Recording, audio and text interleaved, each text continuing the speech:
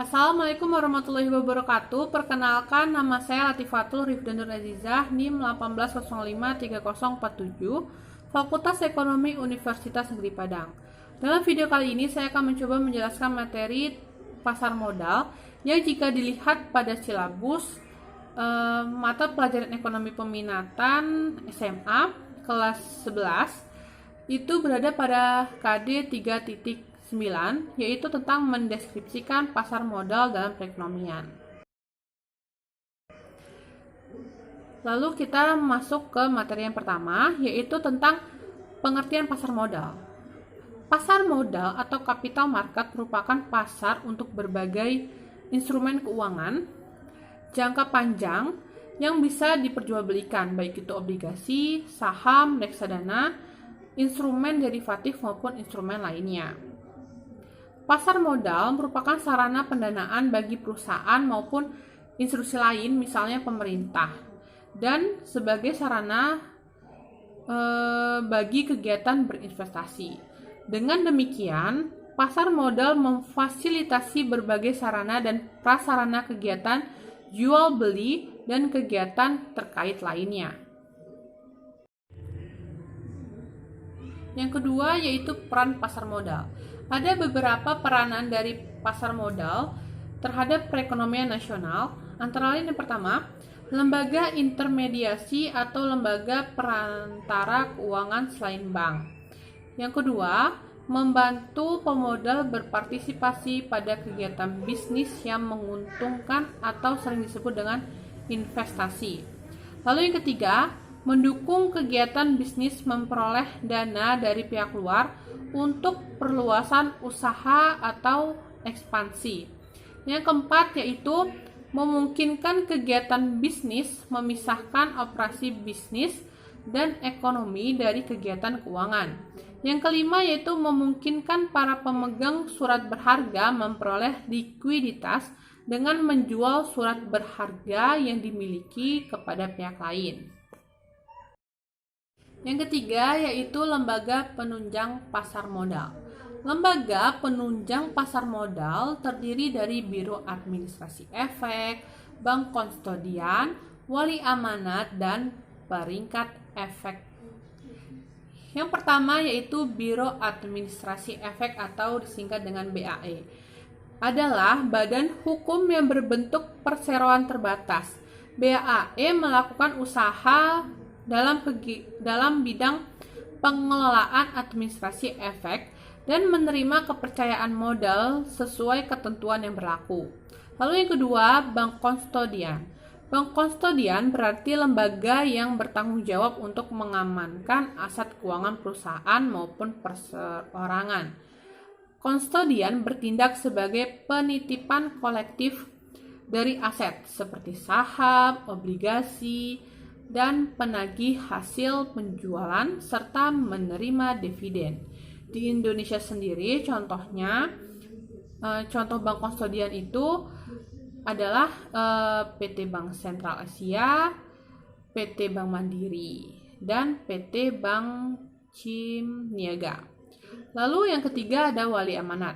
Wali amanat adalah layanan jasa yang diberikan kepada pemegang efek untuk menjadi wali investor dalam penerbitan suatu efek yang bersifat hutang. Nah, contohnya yaitu PT Bank Bukopin, PT Bank Mandiri, PT Bank Negara Indonesia, dan PT Bank Rakyat Indonesia. Lalu yang terakhir yaitu pemeringkat efek. Pemeringkat efek adalah lembaga yang didirikan atas inisiatif Bapepam dan Bank Indonesia pada tanggal 21 Desember 1993. Lembaga ini bertujuan untuk menyediakan peringkat atas risiko yang objektif, independen, dan dapat dipertanggungjawabkan. Materi yang keempat atau materi yang terakhir yaitu tentang instrumen atau produk pasar modal. Instrumen pasar modal adalah semua surat-surat berharga atau sekuritas yang diperdagangkan di bursa. Instrumen ini umumnya bersifat jangka panjang dan terdiri dari berbagai jenis termasuk saham, obligasi, derivatif, dan reksadana. Yang pertama yaitu saham. Saham bisa diartikan sebagai sertifikat bukti kepemilikan suatu perusahaan. Di sini pemegang saham memiliki hak klaim atas penghasilan dan aktiva perusahaan. Saham dibagi menjadi dua jenis, yaitu saham biasa dan saham preferen. Saham biasa adalah jenis saham yang paling populer dan sering digunakan oleh emiten untuk memperoleh dana dari masyarakat. Sedangkan saham preferen adalah saham yang mempunyai hak utama dalam pembagian keuntungan atau hak-hak lain seperti mendapat bagian dari pembubaran perseroan terbatas. Yang kedua yaitu obligasi. Obligasi merupakan sertifikat berisi kontrak antara investor dan perusahaan. Kontrak itu menyatakan bahwa investor selaku pemegang obligasi telah meminjamkan sejumlah uang kepada perusahaan. Perusahaan yang menerbitkan obligasi mempunyai kewajiban membayar bunga secara teratur sesuai jangka waktu yang telah ditetapkan serta pokok pinjaman pada saat jatuh tempo. Nilai suatu obligasi bergerak berlawanan arah dengan perubahan suku bunga secara umum. Jika suku bunga menurun, maka nilai atau harga obligasi akan meningkat karena para investor cenderung berinvestasi pada obligasi. Sebaliknya, jika suku bunga meningkat, maka nilai atau harga obligasi akan menurun karena investor cenderung menanamkan uangnya di bank. Lalu yang ketiga, derivatif. Derivatif merupakan instrumen turunan. Ini terdiri dari efek yang diturunkan dari instrumen lain yang disebut underlying.